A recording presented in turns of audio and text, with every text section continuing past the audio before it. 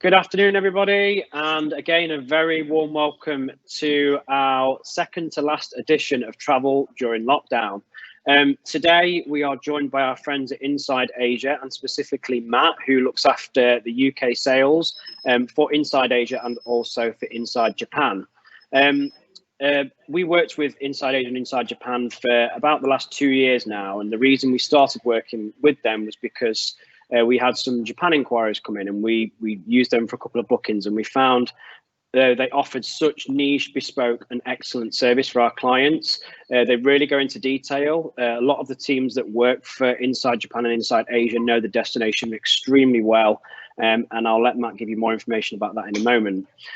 So, as always, we're going to be doing a prize draw at the end of today's webinar, and that will be to win £200 worth of vouchers towards your next trip with Inside Asia.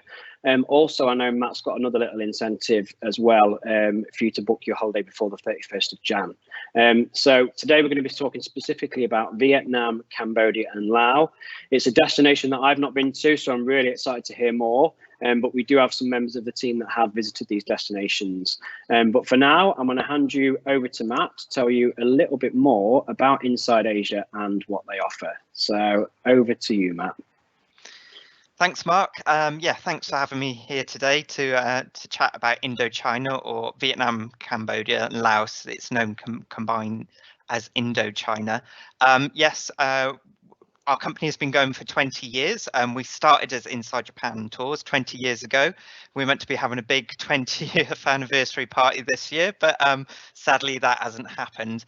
But about 8 or 9 years ago, we launched our Inside Asia brand as well. And it's been going from strength to strength ever since.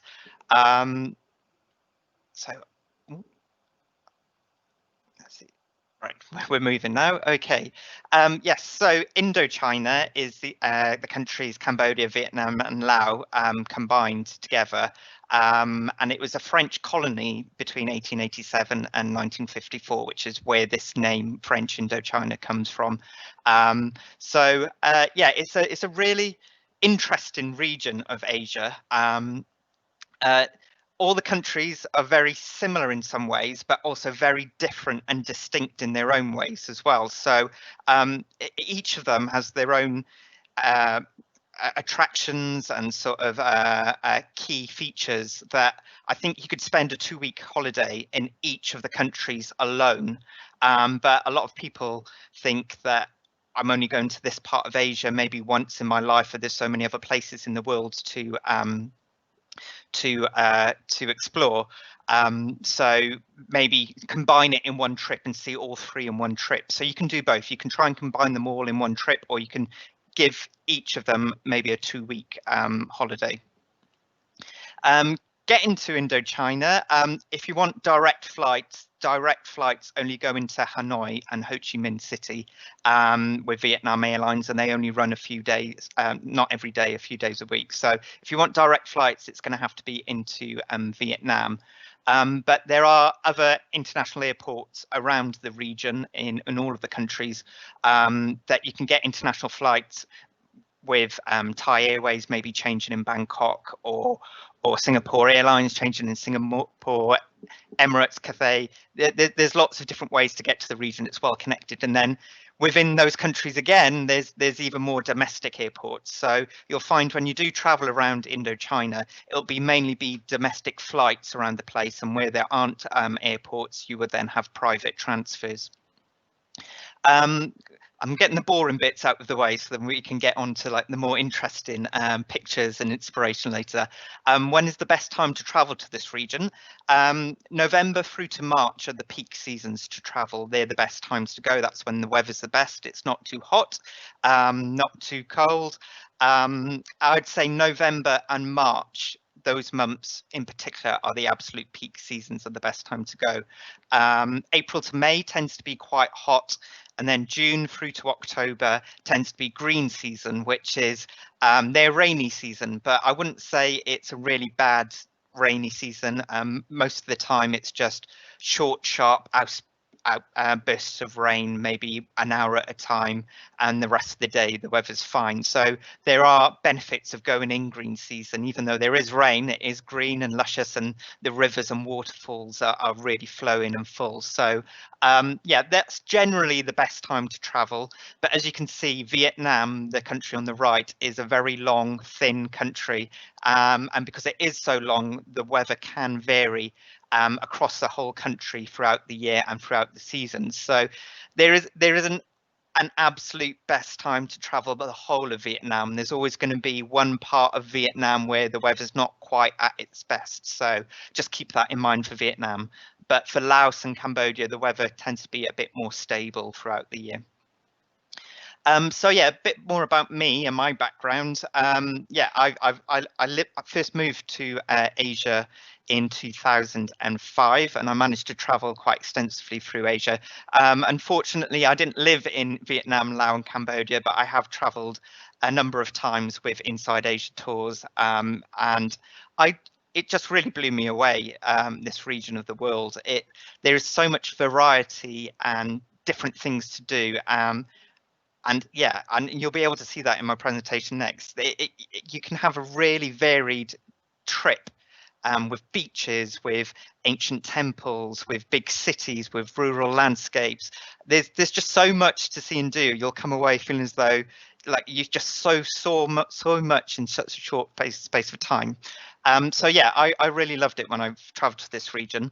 And as Mark said earlier, our team of staff that work with Mark to build the trips for the customers, they're really experienced in this region. We've got Liam that lived in Vietnam. We've got Chris that lived in Cambodia for a number of years with his family. We've got Charlotte. She's travelled for months on end backpacking through Indochina, and then she has been back since with the company to maybe look at the more luxurious size of it than her experience when she was backpacking after university. And then we've got Paul, who's been in the travel industry many years. He won't like me saying that, but he was a tour leader in this region for a very long time, and he's always been going back and forth. So we've got a huge wealth of knowledge in this region. We're really passionate about it, and we really want to make sure that you get the best trip. So we really tailor make it to exactly what you want, to the time of year that you're traveling, to what you want to see, what interests you. It's all about tailor making it. We don't do any escorted tours or group tours. If that's what you're interested in and you'd like to travel with a group, then I'm sure Mark and the team can recommend a good tour operator for that. But we focus purely on the tailor-made side of things, and we like a challenge. We can do good standard popular sightseeing routes, but if you want to see something different or do something a bit more unusual, that's really where we like to come into our own. So please do challenge us, and hopefully we can get the perfect trip for you. So I'm going to start off with Vietnam. So I'm going to spend most of my time talking about Vietnam because it is the biggest country, and it is the most popular country with tourists. So yeah, I'll take you through the main highlights of Vietnam. So yeah, here's a few facts about Vietnam. In size, it's about 30% bigger than the UK. So it's bigger than the UK, and a population of 92 million. So it is a big country. The currency there is the dong, and it's known as the land of smiles. And the people in Vietnam are so friendly and nice. Yeah, it really is true. It is the land of smiles, and they are very welcoming of tourists. In terms of the length of the country, I already explained that it's quite a long country. If you put in terms of Europe and what we can sort of gauge, it's the distance from Edinburgh all the way down to Barcelona. So that sort of explains exactly how the weather can vary from the different regions in just one trip. This is just a quick overview on Vietnamese history. It's been quite a turbulent history. It's had quite a turbulent past, but understanding its history will really help sort of see where its influences come from and what you would go there to see. So from around 100 years BC up until about 900 years AD, it was ruled by Chinese dynasty. So there's quite a lot of Chinese influence in Vietnam. And then from after that period, for about 900 years, it was ruled by Vietnamese monarchies. Again, it wasn't quite straightforward for 900 years. It was a bit turbulent, but there was a monarchy in place for those 900 years. Then from 1858, it was a French colony, as I explained earlier, up until 1945. In 1940, the Japanese invaded during World War II. So they occupied Vietnam, but they kept the French government in place as kind of a dummy sort of puppet government, but they were the ones in charge, basically. And then in 1941, Ho Chi Minh formed the Viet Minh Front, which was basically various groups of Vietnamese people wanting to claim back Vietnam for their own. So it was meant to be various different groups, but the main group of it was a communist group led by Ho Chi Minh. And then Japan was defeated in the World War, and that gave the Viet Minh and the nationalists chance to claim power in Vietnam and claim it back as Vietnamese. But it was a divided nation, so even though they had claimed it back as their own, there were still fractions of Vietnamese groups who wanted to fight for their own power. So in the north of Vietnam, it was the communist groups supported by the USSR, and then in the south, it was the Republicans supported by the US, and that brought about the Vietnam War, which was from 1954 to 1975. So there's been a lot going on in history in Vietnam, and that sort of shaped the country it is today. So I'm just going to show you a quick video about Vietnam, just to give you a taster of what you can expect.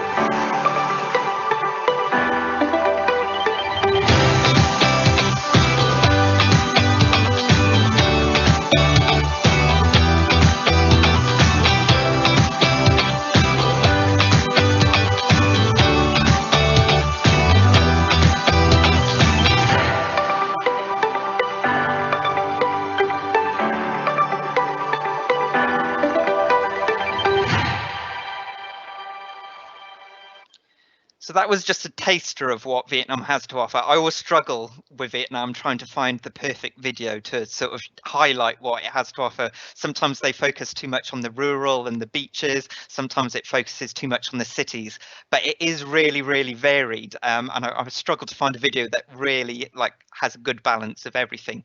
But yeah, as I said, there's big bustling cities in Vietnam.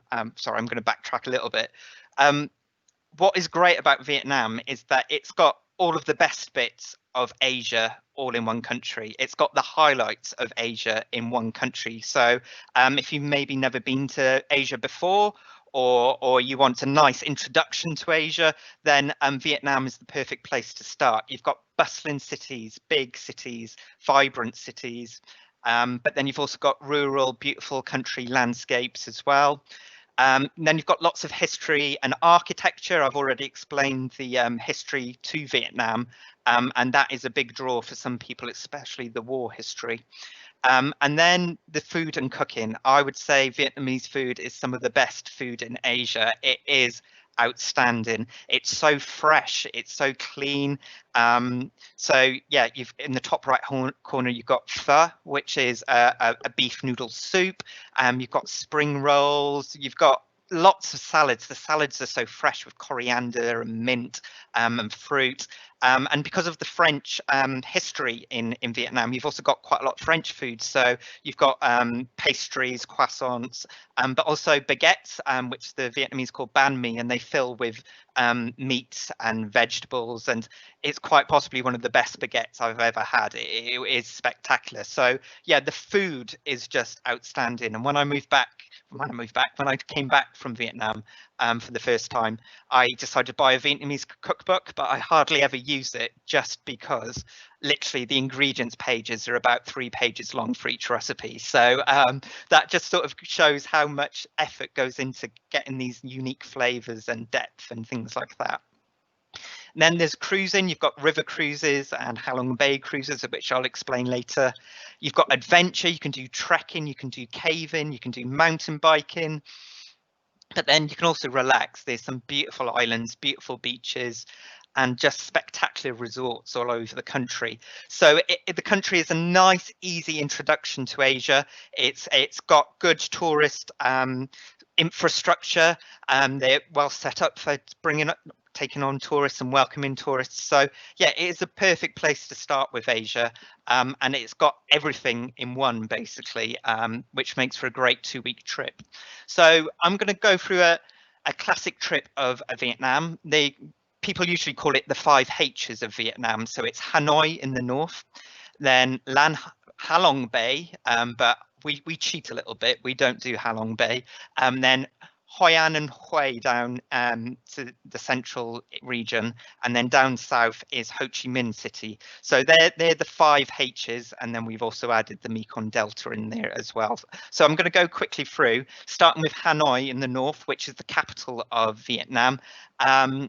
Yeah, the first thing that struck me when I first went to Hanoi is the bikes. There are motorbikes everywhere. The roads are packed. You have to be so careful crossing the road. You have to learn how to cross the road again, basically. It's a whole new way of thinking. But like they pack the bikes full of whatever, flowers, food, if they're moving house, literally everything goes on the bike.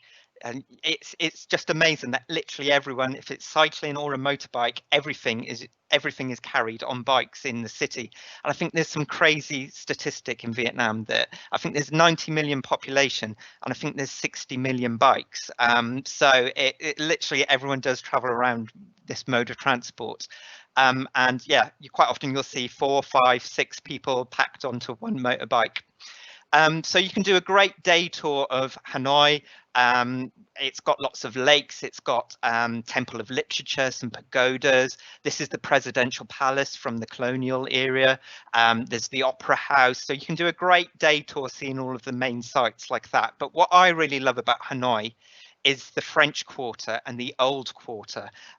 So the Old Quarter is a little section in the center of the city, about 36 streets, and it's got old French colonial buildings, and each street back in the day was known for one thing that it sold. So there was a bamboo street that they used to sell for a bamboo to build rafts, and all of the shops in these streets, they had to pay an extra tax for how wide their shop front was. So all of these shops are really, really narrow, going back really, really far. So it makes for a really unique sort of city and feel.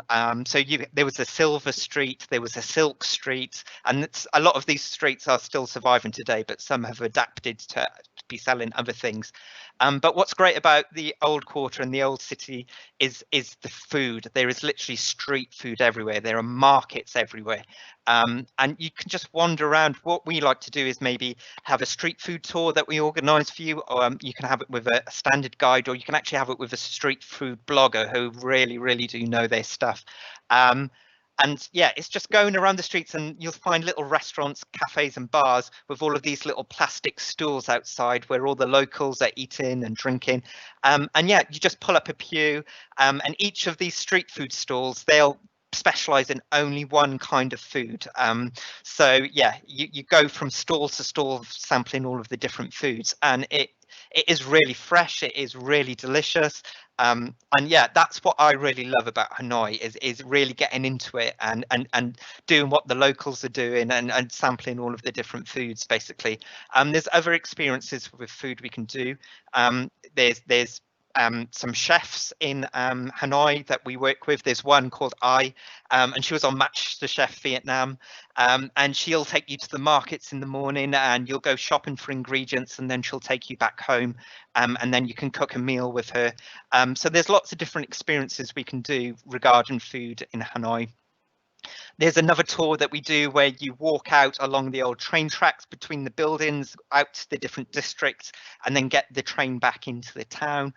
Yeah, there's just lots of interesting corners of the city to be exploring. Another one I really like is the Vespa tour. As I said earlier, there's motorbikes everywhere.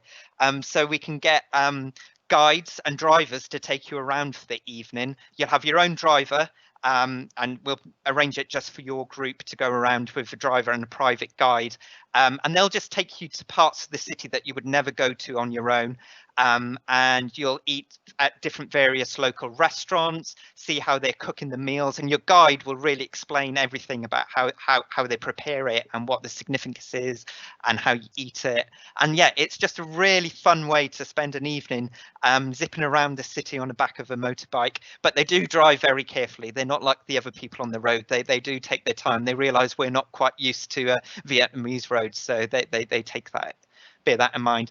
And our favorite hotel we like to recommend in Hanoi is the Metropole, which is a great 5-star hotel in the French Quarter. So it's near the Opera House. It's near all lovely boutiques and restaurants. And yeah, it's also got its own street side dining as well. So yes, and then after that, you'll drive to Lan Ha Bay, which is close to Halong Bay, and I'll explain why we don't tend to send customers to Halong Bay. It's mainly because it's just getting really, really busy. Halong Bay and this area, it's famous for these limestone karst rock formations, jutting out of the sea, and legend has it that a dragon fired out all of these rocks and little islets into the sea to protect Vietnam from invaders. And I think there's about 2,000 rocks and islands and formations in the region.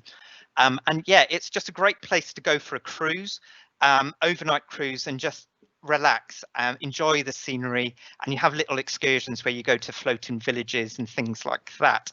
But we like to go to Lan Ha Bay rather than Halong Bay, and that's mainly because Halong Bay has loads and loads of boats registered to that port, and yeah, it's just getting really, really busy. There's so many boats, and it just doesn't feel as special because when you moor up for the evening, there's so many boats around you. And then when you're stopping at the little islands and excursions, for one example, one of the excursions is going into these caves. The caves are pretty impressive, but all I remember from it is standing in a queue to walk through the caves.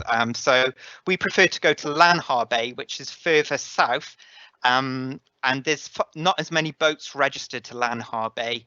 And that means there's not as many boats around in the evening when you moor up for the evening, and you can get around and see different parts away from all the other tourists. The scenery is still just like you get in Halong Bay. It's just the routes that you take are slightly different. And we like to recommend maybe the Ginger boat, which is a great 5-star luxury boat. And you can do cooking classes or see them create your food. You can sit in the hot tub on the top deck, or you can just sit on your balcony. You can get as involved or take yourself away and be secluded as much as possible, as much as you want. So yeah, it's a great experience. You can sit, have drinks, have great food. You can go kayaking, you can go swimming. You stop off at one of the islands and go for a bike ride. You can do Tai Chi on the decks in the morning at sunrise. You can go fishing for squid. So there's lots of experiences to keep you entertained.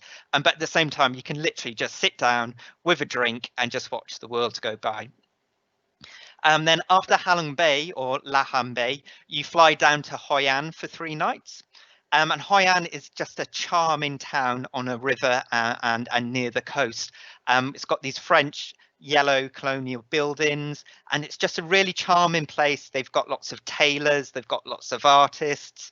It's got this is the Japanese bridge, so there's lots of history from when the Japanese were there. And then there's also Chinese influences. So it's a really charming little town, and in the night it's all lit up with lanterns. It is quite touristy, but it's touristy for a reason, because it is charming and you do want to go there. But what I really like about Hoi An is actually getting out and doing an excursion out of the town into the countryside. So I did a cycling tour where we went out in the countryside.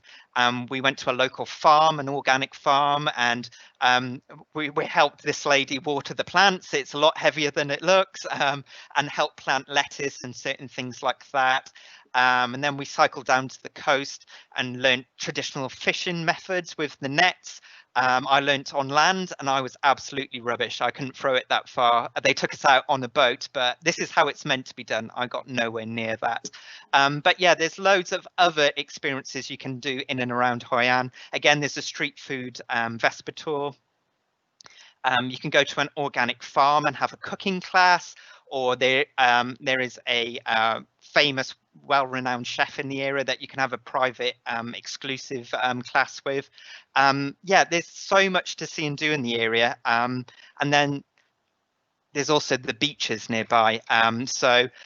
This is the Nam Hai, which is one of the, well, it is the best resort in the area, and it is just absolutely stunning. You've got the beaches nearby, and it's not, doesn't take long to get into the town of Hoi An. There's usually shuttle buses for you to get back and forth. So yeah, you've got culture, you've got countryside, and you've got beaches. So Hoi An ticks a lot of boxes. Then after Hoi An, you drive up to Hue, and you drive along the Hai Van Pass, which is this amazing road that sort of twists and turns up through the mountains and along the coastline. And Hue is the old imperial capital, so it's got lots of Chinese palaces and influence. And yeah, it's just a really nice place, a beautiful place to go around and explore. You can have cyclo tours where they take you around by bike, and you're in a little cyclo at the front of the bike. And one of our favourite places to stay is La Residence, which has colonial touches. Then fly down to Ho Chi Minh City. Ho Chi Minh City is a big, vibrant city. There's a lot of sort of rivalry between Ho Chi Minh City and Hanoi. Hanoi in the north is more traditional, and they holding on to their traditional values up there, whereas Ho Chi Minh City, it's very much a outward looking city. It's international. If it's the financial capital of Vietnam, so yeah, it's got a very different feel to Hanoi, and feels a lot more modern, certainly in the Zone 1 central quarter. But yeah, you can do great tours around the city, maybe buy a vintage Citroen, and what I love about it as well, it's just got this real sort of, it's mixing the old with the new. It's got lots of hipster cafes and restaurants, and it just feels very, very fun and vibrant. But you've also got the traditional colonial elements to it. And what I also love is I did a tour when I went to Ho Chi Minh, and yeah, getting up in the morning and seeing people in the park doing exercises. There's also these guys come to the park and they sit and have coffee, and Vietnamese coffee is outstanding. They filter it on your glass, and then you add condensed milk, so it's really, really sweet. And coffee is a huge thing in Vietnam, so people hang out having coffees, and you'll see they've got a bird cage there, so they bring their birds out, and it's sort of a show-off competition about who's got the best bird. And then you've got the same sort of markets as well that you have in elsewhere. There's literally markets and street food all the way through Vietnam.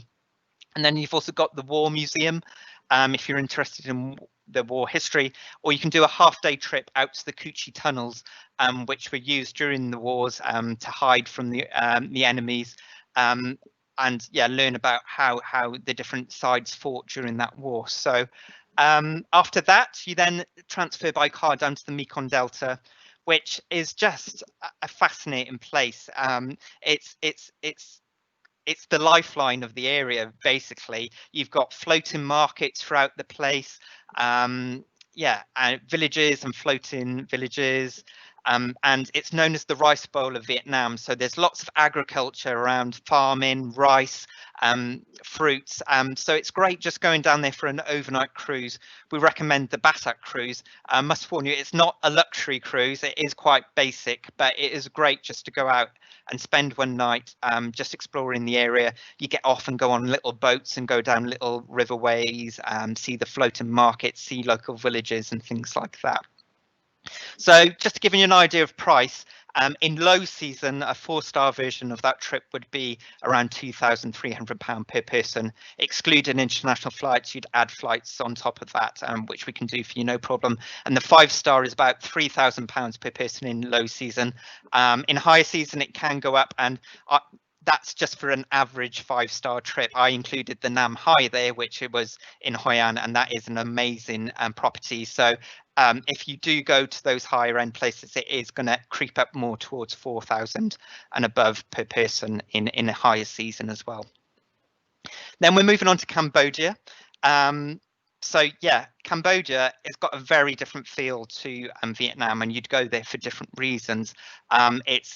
Vietnam isn't that religious. The majority of Vietnam, they follow local folklore and traditions rather than a religion. So there's no one main religion in Vietnam, whereas Cambodia, Buddhism is the main religion.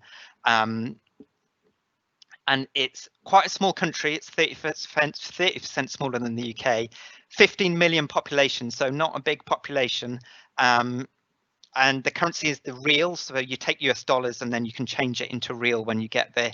And Angkor Wat is the largest religious structure in the world, so that is the main draw of Cambodia. What I would say, Angkor Wat, the two main eras in Cambodian history that you need to know about is Angkor Wat, and that's the part of the Khmer Empire, and they built Angkor Wat temples in the 12th century. And then there was the Khmer Rouge regime from 1975 to 1979.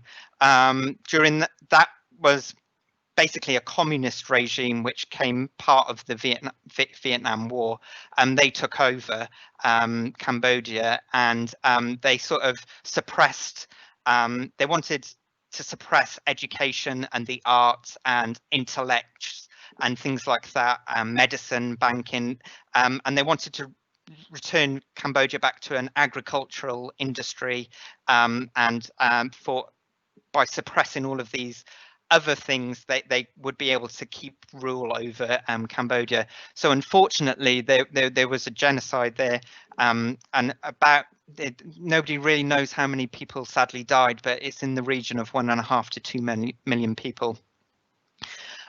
So whilst it's got a very sad history, it's actually a very vibrant, fun place. And actually Cambodia, it's all about the performing arts, because they almost lost their arts and it was almost taken away from them and it was suppressed. And once the Khmer Rouge regime fell, the performing arts have been thriving, and it's really, really a fun, vibrant place to be exploring. And in turn, you've also got traditional arts and modern art as well that is also thriving as a result of that. And also the wildlife in Cambodia is the best out of all of the 3 countries.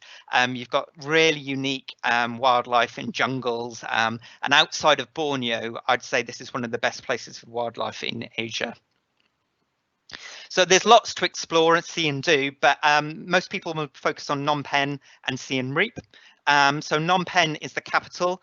It's a vibrant city. It's quite small for a capital city, but you've got beautiful palaces. But then on the other hand, you've also got the remains of the Khmer Rouge regime. So you've got the S21 prison where people were detained. And then if you've got time, you can go out for a half-day trip out to the killing fields, which is really sad and really quite awful to learn about what happened there. But that's mainly where they killed the people that they were detaining in the prison camps. And it was just really haunting and a really sad place to visit. But I'm glad I did it, because it wasn't wasn't a part of history I really knew that much about, but it's quite a recent part of history. It wasn't that long ago, so that's quite a somber part of Phnom Penh, but definitely something you should be doing whilst you're there. Then up to Siem Reap, you usually fly there, and it's Angkor Wat. These temples are spectacular. It's over about, I think, over 400 acres of land. It's the biggest temple complex in the world, and it's just spectacular. And it is busy in the main Angkor Wat, but we like to get customers out to the more remote temples where it's a bit quieter. You've just got beautiful structures. You see monks wandering around, and it's just seeing rural life around Siem Reap that is just beautiful. And then my favorite thing about Siem Reap is that they've got something called the Thar Circus. And as I was saying earlier, the performing arts are thriving in Vietnam. So it's this group of teenagers. They take them from poor backgrounds and they train them up in the performing arts to give them a career. And it's each night of the week they do a different performance. It could be acrobats, it can be about the history of Cambodia, and it is just a brilliant night out. And afterwards they let you come down and talk to them and take photos, and it's definitely one of the highlights of my time in Siem Reap. But there's plenty more to see and do in Cambodia. You've got Battambang, which is the actual cultural hub of Cambodia. It's where you've got all of the arts, all of the street art, modern art, performing arts. It all centers around Battambang, so that's a great place to visit. Then you've got these islands down to the south: Koh Rong, Koh Kong, Koh Krabi. And this is Song Sa Island, which is an actual private island, and you've got beautiful beaches, beautiful resorts to get away and relax for a few days. Then you've got Kep and Kampot, again on the coast, but this is known more for just sort of the fishing village life and water sports and trekking and things like that, rather than relaxation. And then you've got the Southern Cardamom National Park, which, jungles, glamping, staying in tents, really getting out and getting to one with nature. So there's lots to see and do in Cambodia. You could easily spend a 2-week in Cambodia exploring, and it's got the luxury all throughout the country, so you can go to most places and stay in really nice accommodation. Now we're moving on to Laos, which is the final one. Laos is very different to Cambodia and Vietnam. It's not as visited as much. It's not on the tourist route as much. So it offers something very, very different and unique. It's about the same size as the UK, but the population is only 7 million. So it's really, really rural. There's not many people living there, but that's part of the charm of Laos.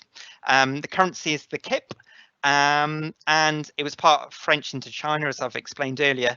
But one fact which I was shocked about is the most bombed country in the world. There were 200 million tons of cluster bombs dropped on it during the various wars, the Vietnam War and the Indochina Wars. And it was mainly because it was a route for supplies into northern Vietnam, and also when US troops were flying away from Vietnam, if they had any leftover bombs that they didn't want to waste petrol on, they would just drop them over the mountains in Laos. So there's still a big clear up in Laos of getting rid of all of these bombs. But what I love about Laos is just it's a very laid back destination. It's known as the Lao PDR, People's Democratic Republic, but actually one of my guides, which I really loved when I was there, is they actually called it the Lao Please Don't Rush instead of the People Democratic Republic. So that just sums up Laos completely. People are laid back, people are friendly, nobody's in a rush to do anything, and at times that can be an issue, because if you're in a restaurant or a bar, they're not the best at keeping up with service and making sure all your meals come out at once, but that's just the charm of Laos. And you just go with the flow when you're there. So you go there for really off the beaten track. There's lots of rural villages throughout with different ethnic groups and traditions and cultures. incredible scenery throughout the whole country. And I was saying about the ethnic groups, the Lao people make up about 40% of the population. The other 60% of the population is made up of, I think, about 50 different ethnic groups. So there is a lot of variety between all the villages and cultures throughout the country. And this part of the world is barely touched by tourists. It's sort of what Thailand was 20, 30 years ago. So they're very inquisitive of tourists, and they want to know as much about you and your life as you do about them. So you have some really lovely exchanges with people in Laos. People in Cambodia and Vietnam are really friendly as well, but Laos, they take it to another level. So you go there for the religion. Every male in Laos has to be a monk at one point in their life. So there are literally monks everywhere. You only have to do it for a few weeks, but most people do it for a good number of years because it's a good way for young boys to get education and yeah, a good education basically. But then you've got the Mekong River, which runs throughout the country and is a lifeline to the country. And then elephants. Laos used to be known as the land of a million elephants. Sadly, there's not that many elephants left in Laos, and the numbers are really decreasing. But it is a good place to go see elephants if that's what you really want to see and do. And because it hasn't got the big museums, the big cities or anything like that, if you want to spend a long period of time in Laos, it's all about the outdoors. It's all about adventure and things like that. So I wouldn't necessarily recommend a 2-week trip in Laos for somebody unless they really wanted to get out there and explore in nature and doing some adventure. So there's lots to explore in Vietnam, but there's one place that definitely everyone goes to, and it's the main highlight, and that's Luang Prabang, up in the center of the north. Yes, it's a really charming UNESCO World Heritage town. It's got beautiful palaces and temples, and yeah, it's just a really laid back little place to visit. Old French colonial buildings, and I just really love sitting down in a cafe or a bar and just watching the world go by. There's no pressure to do sightseeing because a lot of the sightseeing in the town you can do by foot in half a day. So just really lay back and just explore. In the middle of the town there's Mount Fuji, and you can walk up to the top of it. It's really not that hard to walk up, and you get great views over the town and the surrounding scenery. And in the night, they've got the night market running through the town, and haggling is a way of life in Laos. So you're encouraged to haggle with the locals. That's part of the fun. And then there's excellent street food at the night markets as well. And then in the mornings, each morning, this is what Luang Prabang is really known for, is the almsgiving ceremony. And all of the monks get up in the morning and they walk around the town, taking donations of rice and food from the locals.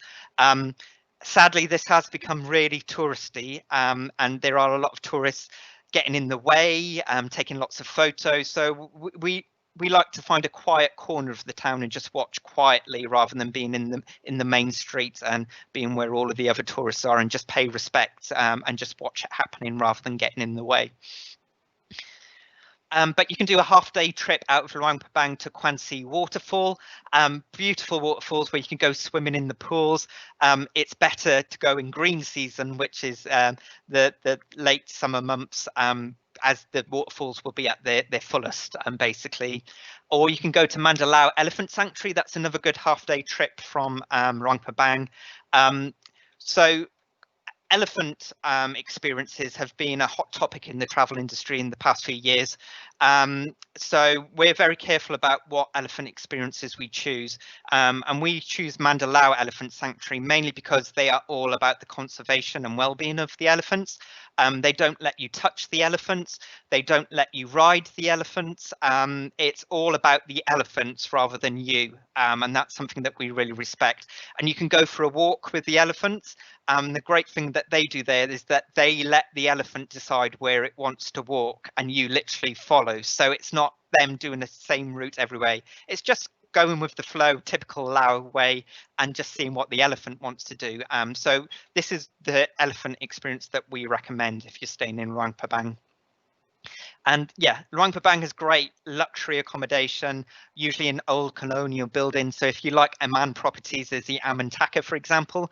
But one thing I would say about Laos is Luang Prabang and the capital Vientiane have got luxury properties. As soon as you go beyond those areas, it's a bit more rough and ready. You need to be a bit more adventurous, and there's 3-star, 4-star properties and camp sort of camping and lodges and things like that. So yeah, I wouldn't say a 2-week trip in Vietnam, Laos is for everyone, but certainly Luang Prabang is a must for everyone and everyone must do. But you can then just go explore in other parts if you do want to dedicate 2 weeks to it. So you've got Van Vieng, which is famous for these big mountain sceneries and limestone rocks. And again, kayaking, cycling, walking. You've got the capital Vientiane, which is Laos's biggest city. Lots of temples and monks.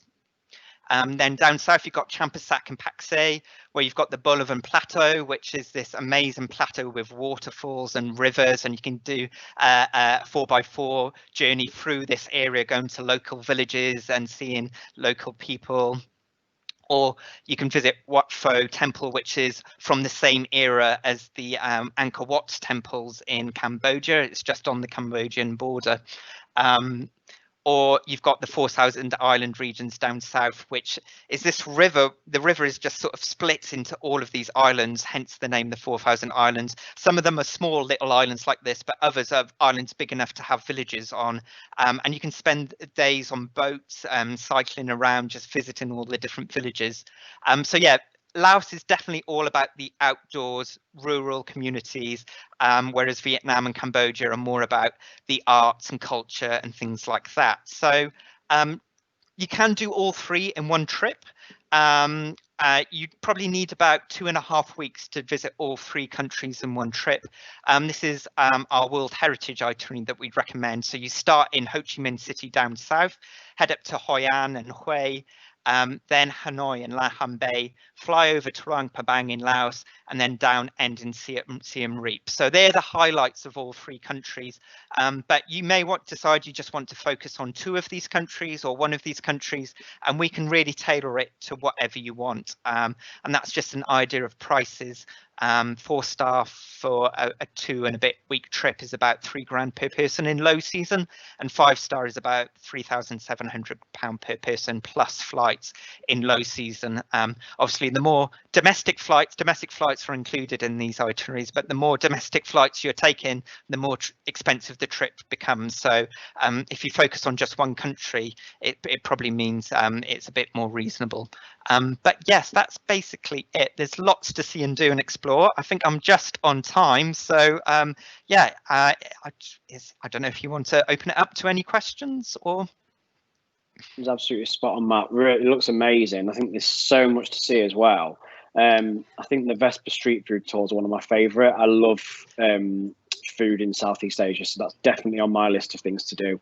And I love that the Please Don't Rush as well. It sounds interesting from a service perspective as well. Yeah, I mean, great. Yeah, the big hotels and things like that, they certainly have the service. They've got that sorted. But if you're going to local restaurants and bars, yeah, maybe go in expecting to eat in about an hour's time. So. Sounds brilliant. Just a quick question from me, Matt. We've not had any come in on the Q&A, but just a quick question from our side that I'm sure people are all asking at the moment.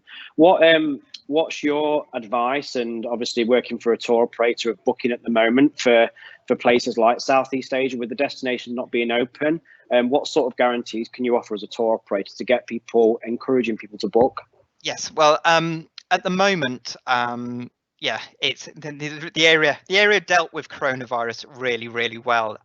Quite early on, they had cases and they just completely shut the borders. We actually had customers, a group tour in Vietnam, when the virus hit, and somebody on their plane, their international flight, tested positive. So therefore, our entire group tour of 14 people had to self-isolate in a hotel in Vietnam for 2 weeks. They were so strict, they locked everything down.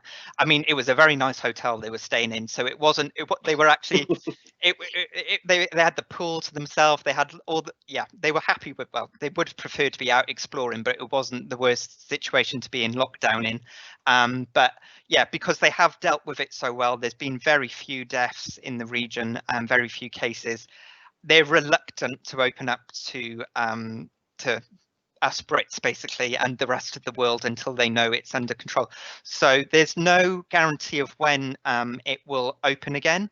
I imagine with the vaccine coming in soon, they may start thinking about reopening the borders once that's been rolled out fully in countries, because they do rely on tourism. It is an important part of their economy. So but what we can offer at the moment, what we're doing, usually we'd have pay a deposit, which is still the case, but our cancellation fees would start kicking in 60 days before departure. We've now reduced that to 45 days before departure, and we're actually allowing customers to rebook their trip for no extra cost or penalties whenever they want, basically. So they're the guarantees we can offer at the moment, but yeah, we know every customer's situation is different, and yeah, we're happy to open discussions and see what works best for customers, but there are general terms at the moment. Perfect. I know that, I know just from our own experience, when we had clients that had booked to go to Japan with you guys, you were excellent at dealing with it, and it was dealt with very swiftly and to the customer's satisfaction, which I think that's all that people are looking for at the moment. And with the news of the vaccines and stuff today, I think there's a lot more brightness on the horizon, should I say, coming forward. So hopefully we'll start to see more destinations opening up at the beginning of the new year and onwards. Yes, definitely. Brilliant. Thank you so much, Matt, for your time today. And thank you for telling us all about Vietnam, Cambodia and Laos. Obviously, if you've got any inquiries or if you're interested in any of these destinations, you can contact myself and the team. And we have got Karen in the team that's actually travelled to this area, so she does know it quite well at the moment. But like we've seen, we also speak to Inside Asia to put these itineraries together, and we can arrange to find out as much information and tailor-make the itinerary to exactly what you're looking for. Whether that be a 4-star trip or a 5-star trip, we can work around whatever options you're looking to do.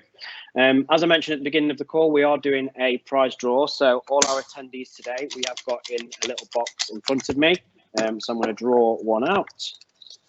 And the winner is Jenny Green. So congratulations, Jenny. You've won £200 worth of vouchers towards your next trip with Inside Asia. Thank you very much again, Matt. I really appreciate your time today, and it was a great presentation. We'll also be featuring this live on YouTube. I did mean to mention, Matt, that for some reason the video stopped for Vietnam. But if you could send it to me, what I'll do is I'll pop it straight on the YouTube channel. So for anybody that is watching, if you did want to watch the video, you can watch it straight after this evening on YouTube as well. Okay, sorry about that. No, it's all right. Thank you very much again. And just to let you know, next week we will be doing our final webinar. Thank you for joining us throughout the lockdown and all the different webinars we've done. Next week's webinar is on Sri Lanka and the Indian Ocean with our partners at Travel Gallery. So we hopefully will look forward to seeing you next week, and have a great week. Thank you very much.